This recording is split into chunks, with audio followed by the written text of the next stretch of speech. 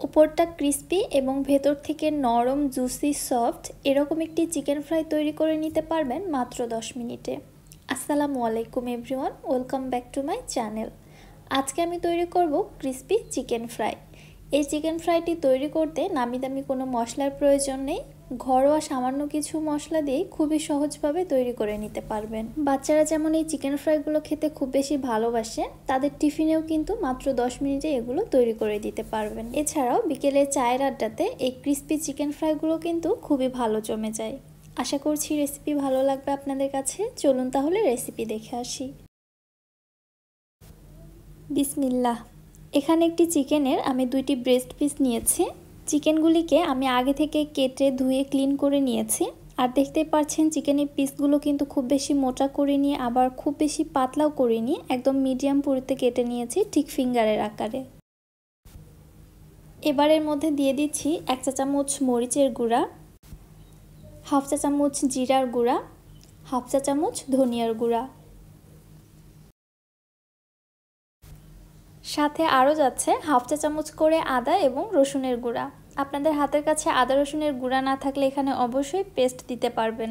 দিয়ে দিচ্ছি 1/4 টিস্পুন সাদা গোলমরিচের গুঁড়া, 1/4 টিস্পুন হলুদের গুঁড়া, 1/3 টিস্পুন দিয়ে দিচ্ছি লবণ। লবণটা একটু বুঝে দিতে হবে, কারণ এর মধ্যে কিন্তু সয়া সসও যাবে। সয়া সসে পর্যাপ্ত পরিমাণে লবণ থাকে, অবশ্যই লবণটা একটু বুঝে দিবেন।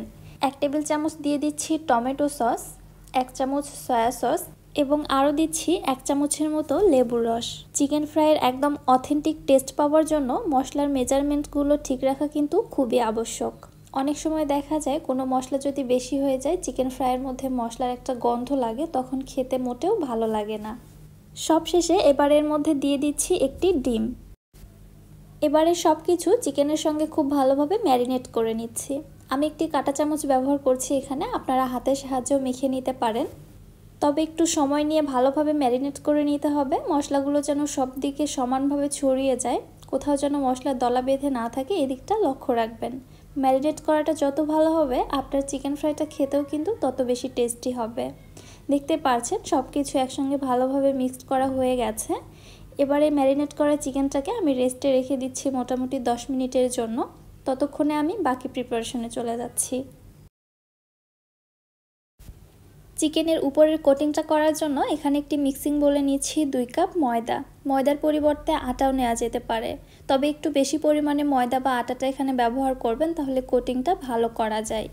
আর চিকেনের উপরের লেয়ারটা খুব বেশি ক্রিস্পি করার জন্য এখানে ব্যবহার করছি 1/2 কাপ কর্নফ্লাওয়ার। আপনাদের হাতের কাছে না থাকলে স্কিপ করবেন, তবে দিলে কিন্তু খুব বেশি ক্রিস্পি হয়।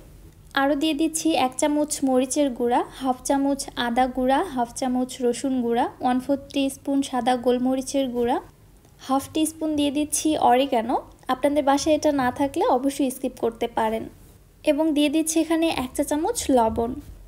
এবারে পাউডার মশলাগুলো ময়দার সঙ্গে খুব ভালোভাবে মিক্সড করে নিচ্ছি।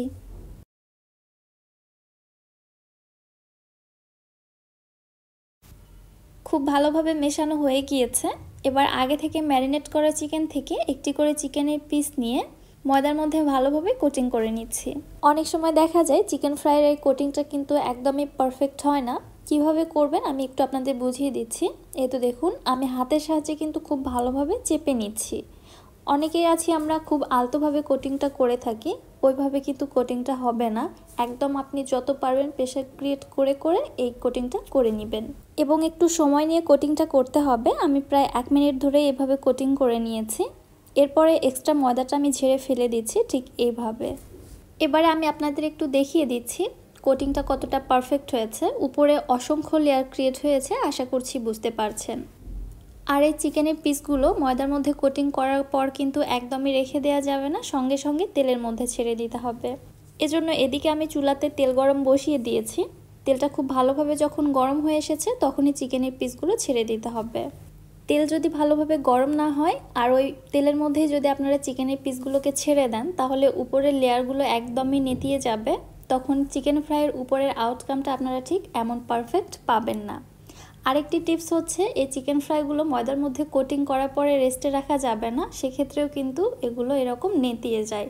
উপরের আউটকামটা এত বেশি পারফেক্ট বা লেয়ারি আসে না।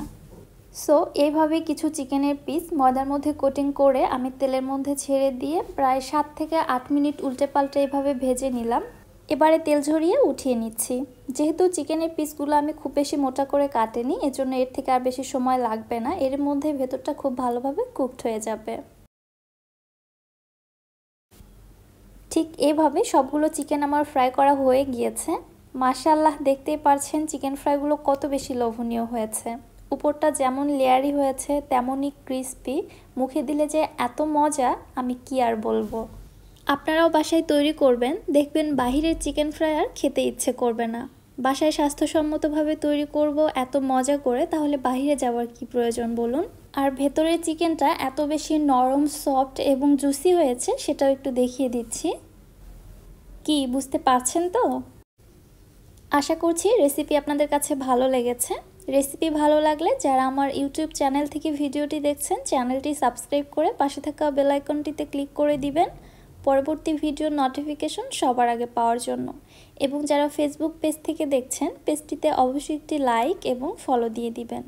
সো আজকে আর বেশি কথা বাড়াচ্ছি না, আজকের মতো এখানেই বিদায় নিচ্ছি। সবাই অনেক বেশি ভালো থাকবেন, সুস্থ থাকবেন।